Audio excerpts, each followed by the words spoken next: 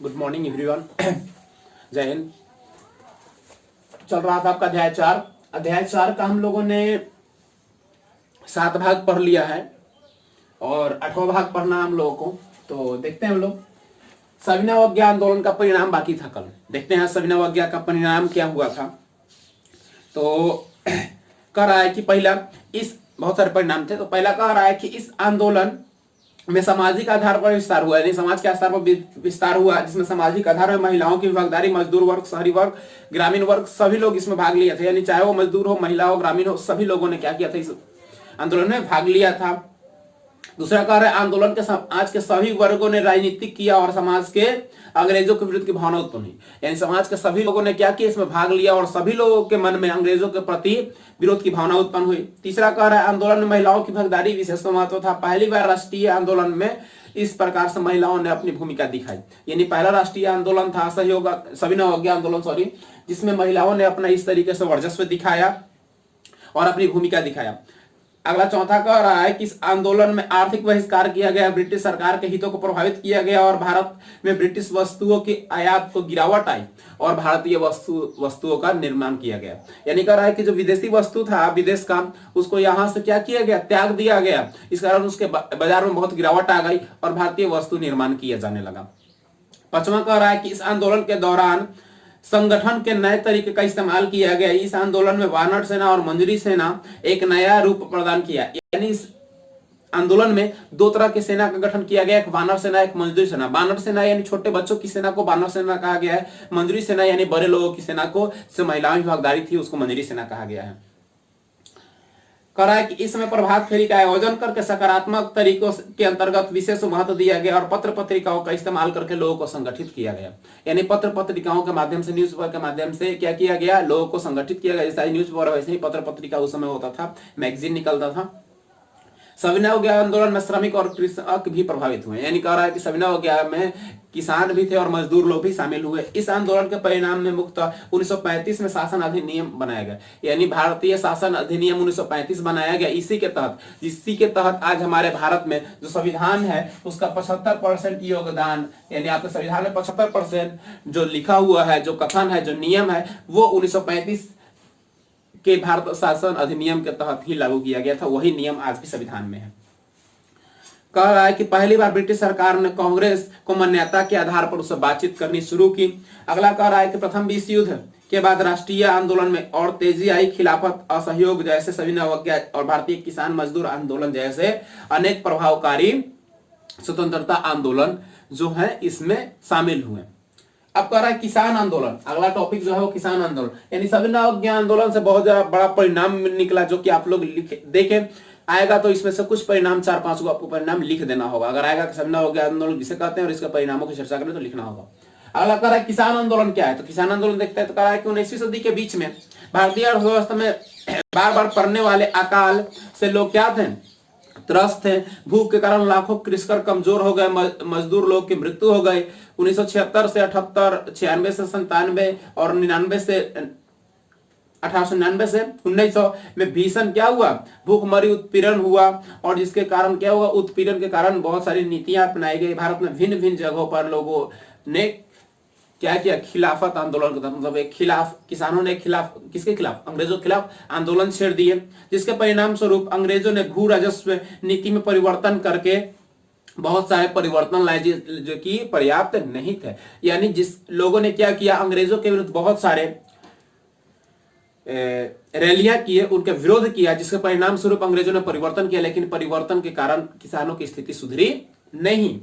कांग्रेस की स्थापना सन 1885 ईस्वी में हुआ, जो प्रारंभिक 20 वर्षों में कृषकों की समस्या को लेकर बहुत सारे कार्य नहीं किए गए। हालांकि कांग्रेसों ने हर अधिवेशन में इस विषय पर ध्यान देने की बात कही। यानी कह रहा है कांग्रेस का जो स्थापना हुआ था 1885 में हुआ, जो कि 20 वर्षों तक किसानों पर कोई ध्यान नहीं दिया गया, लेकिन हर एक अधिवेशन में किसानों की स्थिति सुधारने की बात कही जाती थी, लेकिन उसका कोई परिणाम सामने नहीं आया। महात्मा गांधी ने भारतीय राजनीति में पर्दापण के साथ किसानों के लिए नई दिशा मिली। यानी जब भारतीय राजनीति में जब महात्मा गांधी जी आ गए तो उनके हस्तक्षेप से बहुत बड़ा असर पड़ा किसानों पर, और भारत में विभिन्न जगहों पर प्रमुख किसानों के लिए आंदोलन, राष्ट्रीय आंदोलन का सहारा मिला, जिसमें पहला है चंपारण सत्याग्रह। चंपारण सत्याग्रह 1917 में हुआ है, बिहार के चंपारण जिला में हुआ है। चंपारण सत्याग्रह कब हुआ है? 1917 में हुआ है, बिहार के चंपारण जिला में हुआ है, महात्मा गांधी के नेतृत्व में किया गया था। देखिए क्या है, कह रहा है कि बिहार और बंगाल में नील उत्पादन के लिए किसानों को बहुत स्थिति दयनीय हो गई, यानी जबरदस्ती यहाँ से लोगों को नील की खेती करवाई जाती थी, बिहार और बंगाल में भी। विशेष करके बिहार में नील्हे गोरे, यानी गोरे लोग थे, गोरे यानी अंग्रेज कहा जाता है, उन लोग जबरदस्ती यहाँ 3 कठिया प्रणाली पद्धति अपना लिया था। 3 कठिया प्रणाली यानी कहने का मतलब है कि जैसे कि आपका 20 कट्ठा है 1 बीघा, यानी उसका 3 हिस्सा में आपको जो करना है खेती करना है, और उसके 1 हिस्से में क्या करना है? नील की खेती करना है। फिर जो बंजर भूमि बच जाएगी हो जाएगी, और जो बाकी भूमि होगा फिर उसके 3 हिस्से को छोड़कर फिर 1 हिस्से में आपको खेती करनी है, नील की खेती करनी है, जो कि जबरदस्ती करवाता था। यद्यपि 1908 में 3 कठिया व्यवस्था में सुधार लाने की कोशिश की गई, परंतु इससे किसानों की स्थिति में कोई परिवर्तन नहीं हुआ। यानी 1908 में इसमें परिवर्तन लाने का प्रयास किया गया, लेकिन किसानों की स्थिति में कोई परिवर्तन नहीं हुआ। बागान मालिकों में उपजी गई एक निश्चित धनराशि केवल बेचने के लिए बाध्य होते थे, और जर्मनी वैज्ञानिक ने कृत्रिम नील की खेती का उत्पादन शुरू कर दिया, जिसके कारण बाजारों में भारतीय नील की मांग गिर गई। यानी जर्मनी में वैज्ञानिकों ने क्या किया? कृत्रिम नील, यानी कंपनी में फैक्ट्रियों में नील बनाना तैयार कर दिया, जिसके कारण भारत में नील का जो बाजार था वो गिर गया। लेकिन फिर भी अंग्रेज लोग इस को मुनाफा ही अपना महसूस करते लगे और लोगों पर अत्याचार करते रहे और नील की खेती करवाती रहे। इसी के परिणाम स्वरूप क्या किए कि 1924 में कांग्रेस के लखनऊ अधिवेशन में चंपारण के किसान राजकुमार शुक्ल, याद रखिएगा ये बिहार के किसान है जिनका नाम है राजकुमार शुक्ल, उन्होंने इस बात पर ध्यान दिया और इन समस्याओं को लेकर वो 1917 में गांधी जी के पास अनुरोध करने के लिए पहुंच गए। यानी राजकुमार शुक्ल थे, सॉरी राम कुमार है ना, राजकुमार ही है। राजकुमार शुक्ल ने क्या किया, इस बात को लेकर गांधी जी के पास पहुंचे, क्योंकि गांधी जी दक्षिण अफ्रीका से आ चुके थे। वो 1 जनवरी और 1915 में ही आ चुके थे, 1 जनवरी 1915 को वापस आ चुके थे। तो 17 में उनके पास गए, उनके पास जाने के बाद उन्होंने अपनी सारी समस्याओं को उनके सामने रखा, तो गांधी जी उसे प्रेरित हो गए और बोले कि ठीक है हम चलेंगे। और वो क्या हो गए, यहाँ पे आए, और आने के बाद बिहार के सरकार और कमिश्नर और न्यायाधीश ने क्या किया, सॉरी इनके विरुद्ध आंदोलन किया, और आंदोलन करने के बाद उन्हें गिरफ्तार कर लिया गया और उनका न्यायिक मुकदमा कराने का आरोप लगाया गया कि आपका न्यायिक मुकदमा होगा। परंतु बिहार की सरकार के कमिश्नर और जिला न्यायालय ने यह आदेश दिया कि मुकदमा को वापस ले लिया जाए, और साथ ही गांधी जी को भी इस प्रकार आंदोलन का निषेध किया जाए और उन किसानों के कष्टों के बारे में जानकारी हासिल करने के लिए पूर्ण स्वतंत्रता दी जाए। यानी केस किया गया, लेकिन पुनः केस को वापस ले लिया गया और आजादी दे दिया गया। गांधी जी भाई इसके बारे में जानकारी पता करें और लोगों के बारे में इनको कोई भी जानकारी प्राप्त करने का अधिकार है, स्वतंत्रता है।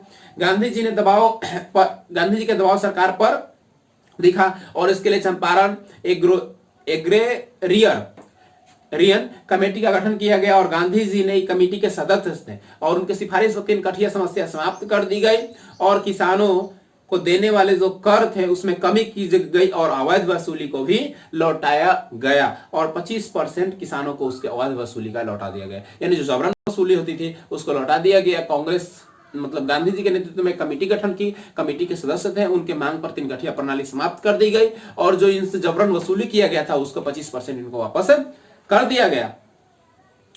और कमेटी की सिफारिश पर 1919 में चंपारण एग्रोवेटी एक्ट के रूप में पारित किया गया, जिसमें किसानों की समस्याओं पर सहयोग करने के लिए बाध्य किया गया, जिसमें राजेंद्र प्रसाद, आचार्य कृपलानी, गोरख प्रसाद, ब्रज किशोर प्रसाद और धरणीधर प्रसाद इत्यादि चंपारण सत्याग्रह में महत्वपूर्ण भूमिका थी। यानी महात्मा गांधी के साथ इन लोगों ने भी चंपारण सत्याग्रह में भाग लिया था। स्थानीय महाजनों और गांवों के लोग भी इसका सहयोग किए थे। अगला है खेड़ा आंदोलन। खेड़ा आंदोलन में कह रहा है कि यह किसान आंदोलन था गुजरात के खेड़ा जिले में। गुजरात के भी एक किसान आंदोलन था, पहले चंपारण, दूसरा खेड़ा आंदोलन। ये 1918 में हुआ था। ये गुजरात के खेड़ा जिले में हुआ था। गांधी जी ने लगान के काफी किसानों का मांग का समर्थन किया, यानी जो जबरन लगान लिया था उसके विरुद्ध इन्होंने समर्थन किया गांधी जी ने, क्योंकि सन 1917 में अधिक खरीफ फसल क्षति हो गई थी और उसके बाद भी लगान वसूल अधिक लिया जा रहा था। इसके विरुद्ध सरकार पर सरकार की मांग को अस्वीकार करने के कारण किसानों पर लगान नहीं लेने के लिए बाधा किया गया, लेकिन उन लोगों ने नहीं माना और उसको निर्धार कर दिया। तो 22 जून 1918 ईस्वी को गांधी जी ने सत्याग्रह का आह्वान किया और इसके जरिए रबर की खेती जो फसल और अनेक दमनकारी जो कानून चलाए जा रहे थे किसानों पर, उसको हटाने का प्रयास किया गया और गांधी जी को पुनः सत्याग्रह में सफलता मिली और खेरा आंदोलन के तहत जो दमनकारी नीति थी उसको भी समाप्ति कर दी गई। अब हम लोग देखेंगे मोपला विद्रोह।